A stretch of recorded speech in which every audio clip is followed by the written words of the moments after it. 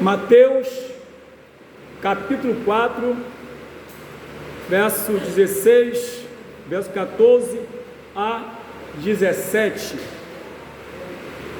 Diz assim a palavra do nosso Deus: para que se cumprisse o que foi dito pelo profeta Isaías, que diz: a terra de Zebulon e a terra de Naftali, junto ao caminho do mar, além do Jordão, a Galileia dos gentios, ou a Galileia das nações. O povo que estava assentado em trevas viu uma grande luz, e os que estavam assentados na região da sombra da morte, a luz raiou. Desde então, começou Jesus a pregar e a dizer: arrependei-vos, porque é chegado o reino dos céus. Pai, muito obrigado pela tua palavra, em nome de Jesus Cristo, amém.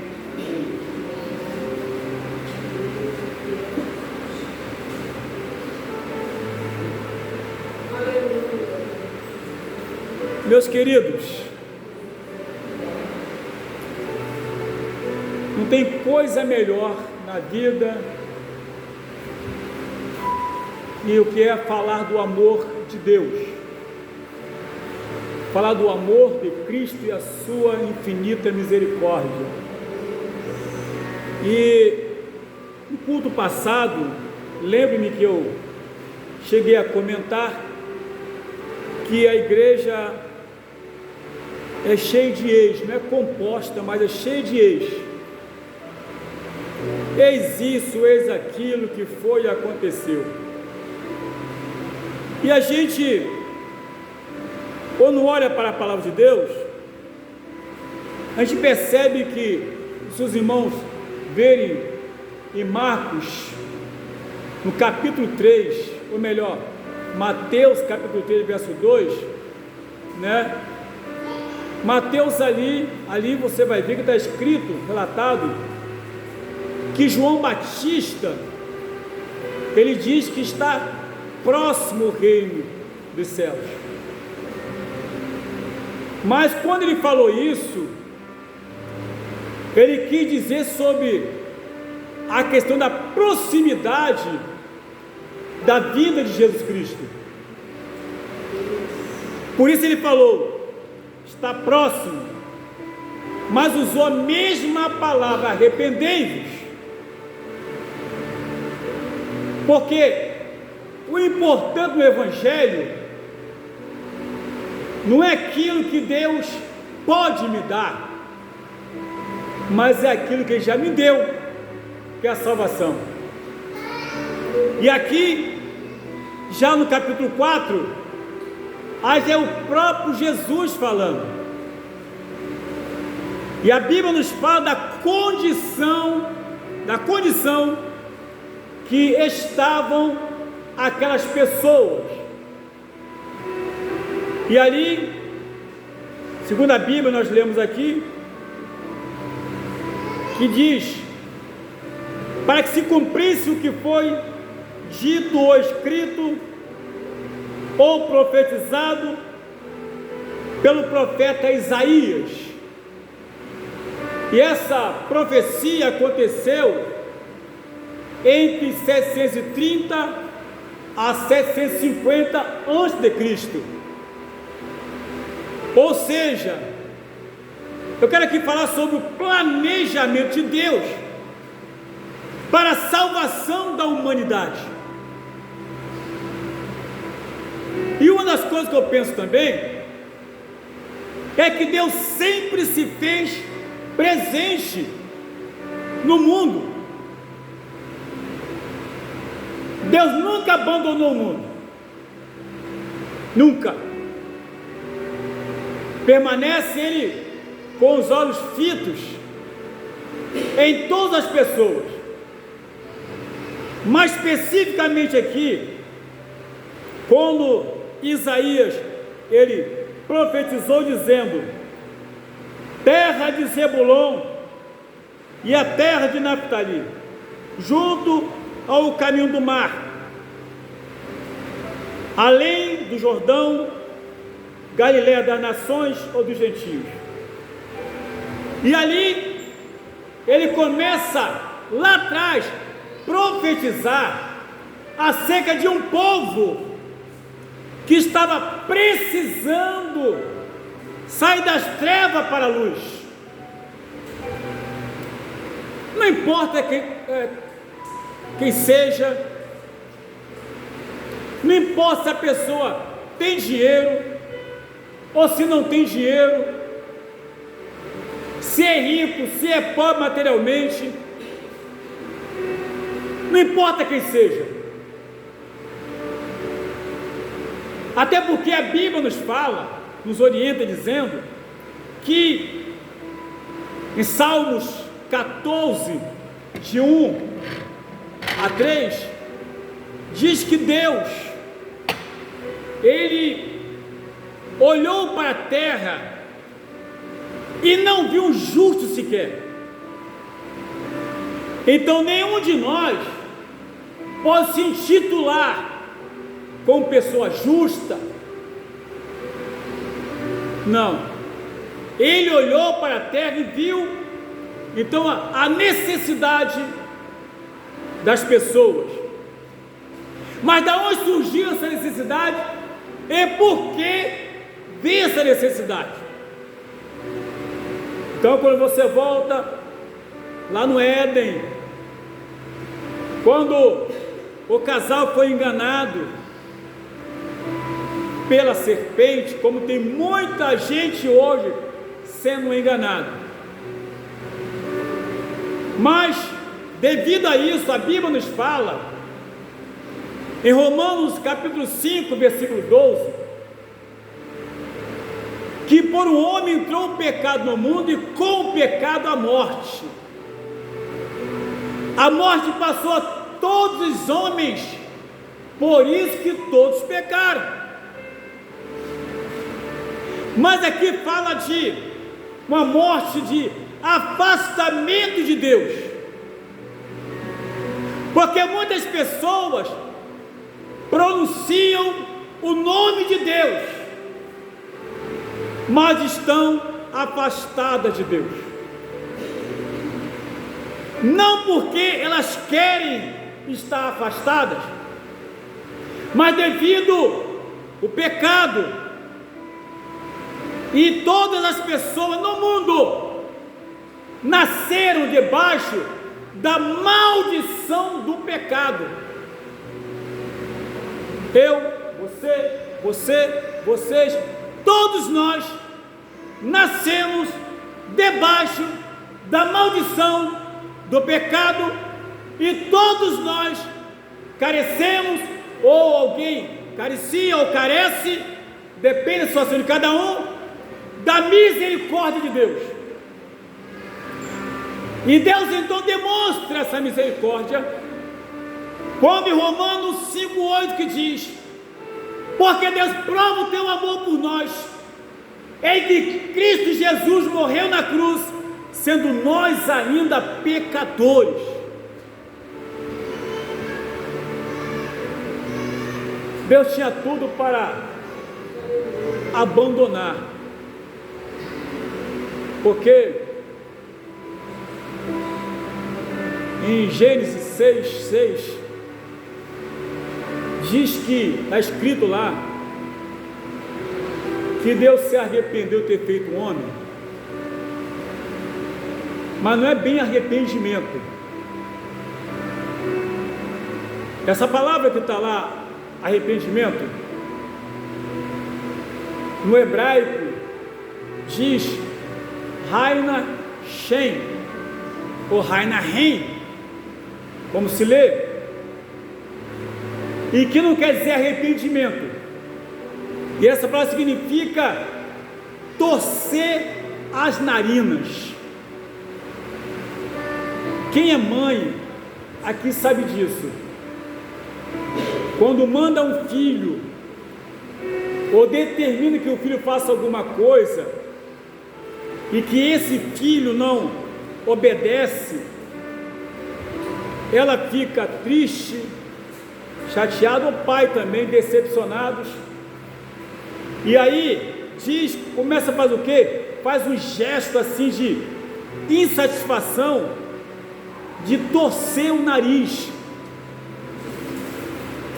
Então não é que Deus se arrependeu, Ele mostrou uma insatisfação que é torcer o nariz, o significado, a qual mostra na verdade que Deus tinha tudo, pela sua santidade, pela obra feita, pelo trabalho executado, e depois o homem faz o que faz. Mas Deus não esqueceu, Deus não abandonou. E aqui, segundo a Bíblia, Isaías profetizou que havia um povo, diz a Bíblia, um povo que estava sentado em trevas, e viu uma grande luz. Sabe o que é essa treva aqui? Trevas aqui não é apenas uma falta de energia, é uma escuridão de afastamento de Deus,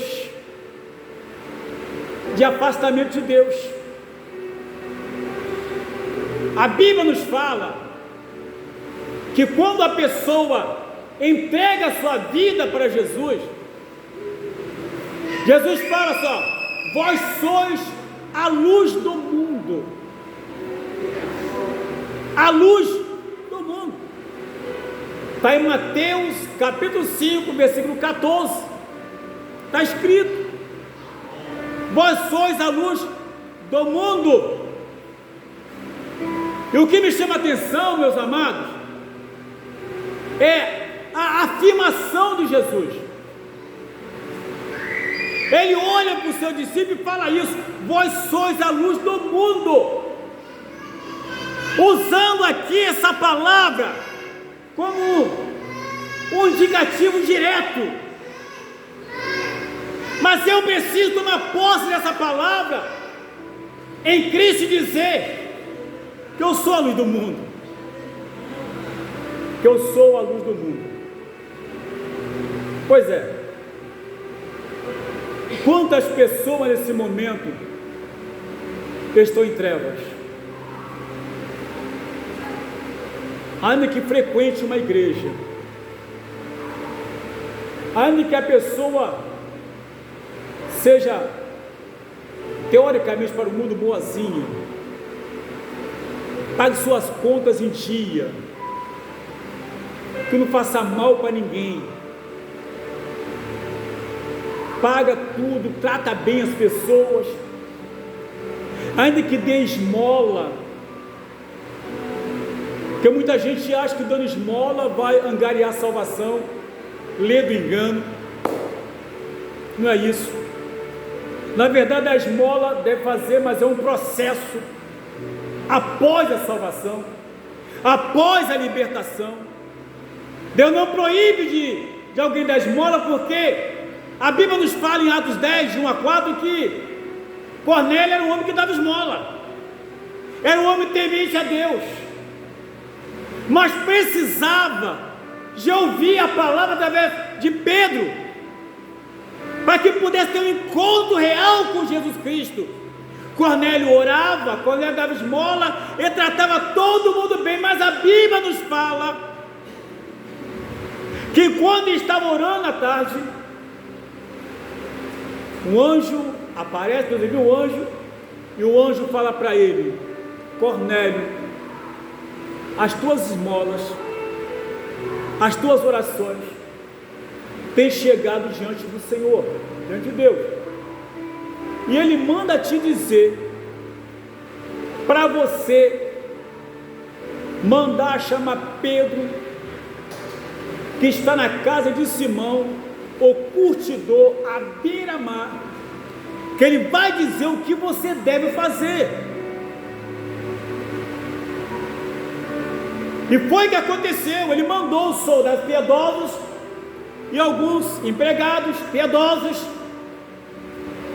foram buscar Pedro até lá, na casa de Simão, o curtidor à beira-mar.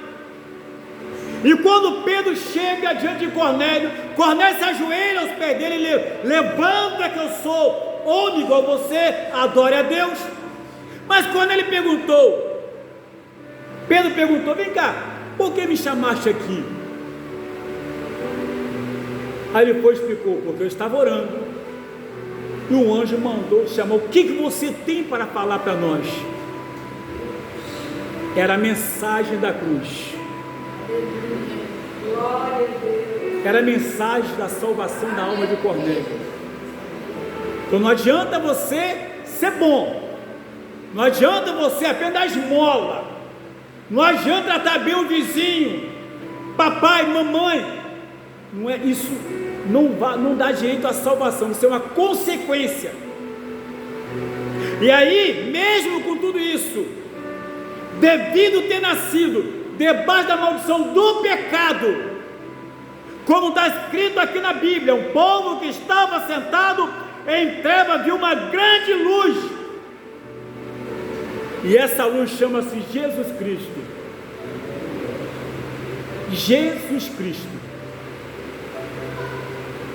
E diz, e aos que estavam assentados na região da sombra da morte raiou a luz.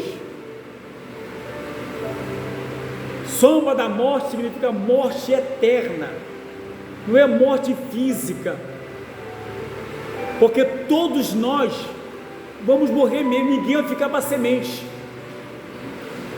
Mas a questão não é morrer, a questão é depois da morte, para onde a gente vai? A questão é depois da morte, para onde eu vou? Ou o que está preparado para mim depois da minha morte física? E este povo, diz a Bíblia, estava na região da sombra da morte, e aí a luz chegou, a luz raiou. Aleluia! Glória a Deus, que maravilha! Quando Jesus entra na vida de uma pessoa, a treva ela sai fora, porque entra a luz na vida da pessoa. A luz entra e a transforma em uma nova criatura, como está na segunda carta de Paulo aos Coríntios 5,17, que aquele que está em Cristo, nova criatura é. As coisas velhas se passaram, e eis que tudo se fez novo. Há uma transformação total, e aonde a pessoa passa, ela faz a diferença. As pessoas percebem nela a luz de Cristo. Foi assim que a mulher, a sunamita, viu no segundo livro de Reis, capítulo 4, verso 9, em que ela diz: marido, eu tenho percebido que esse homem que passa sempre por aqui é o santo homem de Deus. Então ela via Deus na vida de Eliseu. O mundo quer ver Deus em nossas vidas, mas isso só vai acontecer se Jesus entrar em nossas vidas e as trevas saírem, porque é automático. E aquele povo estava necessitado disso. Havia uma necessidade de um avivamento espiritual, uma vida espiritual. Havia uma necessidade de se aproximar novamente de Deus. Para isso Jesus foi enviado, porque Deus amou o mundo de tal maneira que enviou o teu Filho unigênito, para todo aquele que nele crê não pereça, mas tenha a vida eterna. Aleluia, glórias a Deus. Isso significa amor de Deus. Desde então, desde aquele momento, quando Jesus aparece no meio daquele povo necessitado, aleluia, diz, desde então, começou Jesus a pregar e dizer: arrependei-vos. Não existe salvação sem arrependimento. Arrependimento dos males cometidos, pecados cometidos. Arrependimento, porque sabendo que está em trevas, precisa ter uma nova vida e deixar que Jesus entre e faça morada, nos transforme em uma nova criatura. A única forma de se tornar uma nova criatura em Cristo é através do arrependimento. E a Bíblia nos fala que ele começou então a pregar e dizer: arrependei-vos. Mas João Batista, lá no capítulo 3, também disse: arrependei-vos. Arrependimento. E diz a Bíblia: porque é chegado o reino dos céus. Irmão, sabe o que significa isso, é chegado o reino dos céus? O prazer de Jesus Cristo, o prazer de Deus,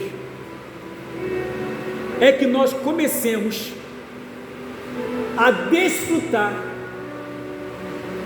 ou a começar a desfrutar um pouquinho da maravilha que é o céu.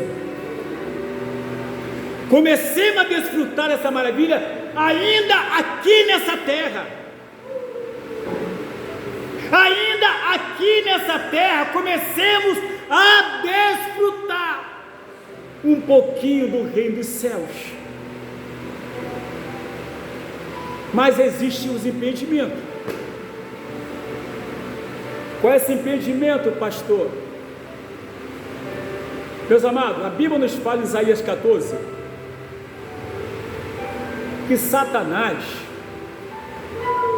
ele viveu no céu. Ezequiel também 28 fala: Satanás era um anjo de luz, ele gozou de todas as maravilhas do céu, ele assistia diante de Deus, teve todo o privilégio. A Bíblia relata sobre isso. Mas ele enfiou os pés pelas mãos, achou que poderia ser maior do que Deus, e ninguém pode ser maior do que Deus, e foi banido. Ele e a terça parte dos anjos foram banidos, e ele hoje trabalha para impedir que as pessoas se aproximem de Deus através do Senhor Jesus Cristo. Ele trabalha todo o tempo, 24 horas, para impedir que você se decida. Se decida a ter uma vida em Deus, com Deus, porque o inimigo sabe que o céu é bom, o céu é maravilhoso. Foi por isso que Jesus falou: arrependei-vos, porque é chegado o reino dos céus. Ou seja, é a oportunidade que vocês estão tendo para começarem a desfrutar da maravilha que é o céu, porque eu estou aqui para isso, para transformá-lo numa nova criatura. O povo estava em trevas. Isso é Deus, isso é Jesus. E o inimigo tem levado muitas pessoas, amados, rejeitar a Cristo. Mas é possível isso, pastor? É sim. Segunda carta para os Coríntios 4,4 diz o seguinte: que o Deus desse século cegou o entendimento dos incrédulos, para que não lhes resplandeça a luz do Evangelho do Senhor Jesus Cristo. Mas nessa noite, o Senhor quer jogar por terra essa escama que o adversário tem colocado para impedir que você, oh aleluia, entregue a sua vida para Jesus Cristo. Deus é fiel e vela pela tua palavra. É por isso que a igreja é cheia de ex-macumbeiro, ex-feiticeiro, ex-ladrão, ex-efeminado, ex-lésbica, ex-bandido, ex-tudo, ex-traficante. A igreja é cheia de ex, porque são pessoas que tiveram oportunidade e aproveitaram.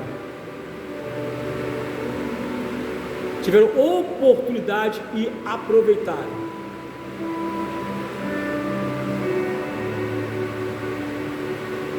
Talvez seja a minha mãe, porque eu saí de casa não, me casei e saí de onde eu morava, vim transferido para Macaé, na questão de Petrobras, petróleo, aquela coisa toda, e os meus pais nunca souberam que eu era usuário de droga. Talvez se minha mãe soubesse, é meu de coração. Nunca souberam. O meu pai bebia, mas eu não aprendi a beber perto de meu pai, porque ele não sabia que eu bebia. Então, ninguém sabia, porque eu sempre fui muito discreto com as minhas coisas. Até hoje eu sou assim. Eu nunca fui de escancarar minha vida para ninguém, nem para a família. Sou muito na minha. Mas acontece que, independentemente de meus pais saberem ou não, da minha família saber ou não, Deus sabia, e eu estava em trevas, mas a luz de Cristo raiou na minha vida. E é assim que acontece: transforma uma nova criatura. Que a gente possa entender isso. Sabe por quê? A Bíblia nos fala em Mateus capítulo 25, versículo 41, que o inferno foi feito por diabo e seus anjos. O inferno não foi feito para o ser humano, mas o inimigo está trabalhando para arrastar com ele o máximo de pessoas possível, para que naquele dia ele possa dizer, apresentar como troféu dele. Mas o ser humano não foi criado pelo inimigo, foi criado por Deus, então pertence a Deus. Não dê essa chance para o inimigo, lá no futuro, apresentá-lo como se fosse dele, e dizendo, este é meu, essa é minha. Não dê essa chance. E a única forma disso não acontecer no futuro é abrindo o coração para Jesus Cristo, é abrindo o coração para que Jesus possa trabalhar. Só Ele tem poder para fazer essa obra. Homem não tem poder. Aleluia. Não esperem nada de mim. Eu não tenho poder para transformar a vida de ninguém, mas Jesus tem. Eu não tenho poder para abençoar ninguém, mas Jesus tem poder. O máximo que eu faço é orar, mas quem opera é Ele. O máximo que eu faço é clamar, mas quem trabalha é Ele. Tudo é Ele que faz. Deus tem uma proposta, mas é uma proposta de vida, é uma proposta de restauração, é uma proposta de vida eterna, em nome de Jesus Cristo. Amém.